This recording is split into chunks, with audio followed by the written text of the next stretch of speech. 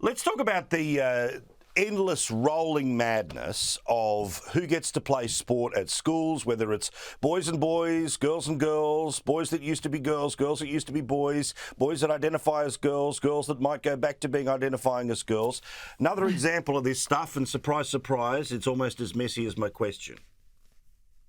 Okay, so a couple of examples of this, which are just so irritating. First of all, up north of the United States, up in Canada, the power weightlifters have now been told that they have to let biological men, the women, have to compete against biological men who say they are women. All right, so this is like you and I going against each other in the power weightlifting category. And the way you could get you in, would Paul, kick to my win ass. against... You know you would kick my ass. All right, we know. Look, I might have the bulk, but you've got the form.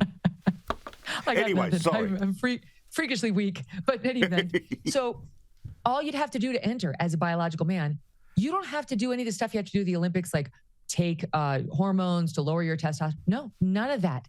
You can be a man yesterday and then today say, I'm a woman, I'm in your competition, and I've changed nothing. And by the way, on the form you fill out to get in, they're not even going to ask whether you were born a woman or born a man. You just mark down your gender, no questions asked. So you could have, Lou Ferrigno, he played the Hulk here. You could have Arnold Schwarzenegger showing up and saying, I'm Angela Schwarzenegger. And he could take on all the women and win. That's the law right now in Canada. It's Looney Tunes. Now down a little farther south here in America, in Vermont, the great state of Vermont, very, very liberal, also very snowy. They love their sports. And one of the sports they love is basketball. There's a girls' team at a Christian school in Vermont that said, we want to play in the state tournament. We made it to the state tournament. We're good. But the coach said, there is a school that has a trans girl, meaning biological boy, on it.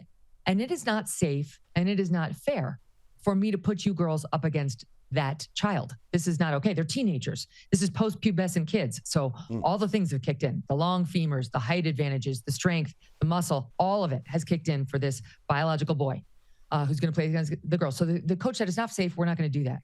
And now the state of Vermont has said, not only will you not play against that school, you Christian Vermont school, you will not play against any school in any sport ever in the state of Vermont.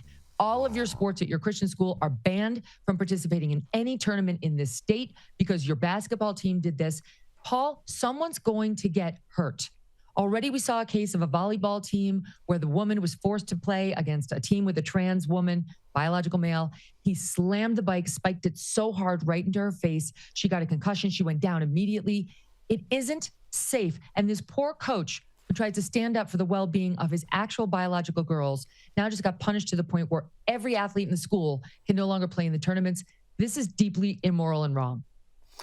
What I don't understand is that the most vehement feminists of the left that used to be so aggressive about female exclusivity and borderline and outright antagonistic to men are silent on this. And it's almost like, they've smelt the winds of fashion and they're basically completely giving up a lifetime of beliefs because the fashion of the day says that this nonsense is the belief. Oh, now they're starting. A couple of them are starting to find their voice and realizing what's happening to women's sports in particular and some other areas. But we just had a controversy here in America where actress Drew Barrymore, who runs her own talk show, had on the most famous trans person here other than Caitlyn Jenner. And that is this person named Dylan Mulvaney, who's literally been acting as a girl, quote unquote, for a year, less than a year. And this person has become like the face of girlhood in America. It's a man. It's a biological man who's in his mid to late 20s. And so Drew Barrymore puts this person on, kneels down next to Dylan, and starts fawning all over this person who Dylan Mulvaney's version of a woman is basically a human Barbie doll, which is an image of women that most of us have been fighting to counterbalance for many years now. And so now you've got an actual biological woman on her knees at her most pathetic and weak, talking about how she hates herself, up against this biological man who's posing as a woman, telling us about his girlhood, which, P.S., doesn't exist because he was a boy up until 2 minutes ago, trying to portray women for all of us on TV as the Barbie doll with the big bow and the short skirts that we've been trying to run from. And the feminists say, boo, because they're so terrified of being called bigots.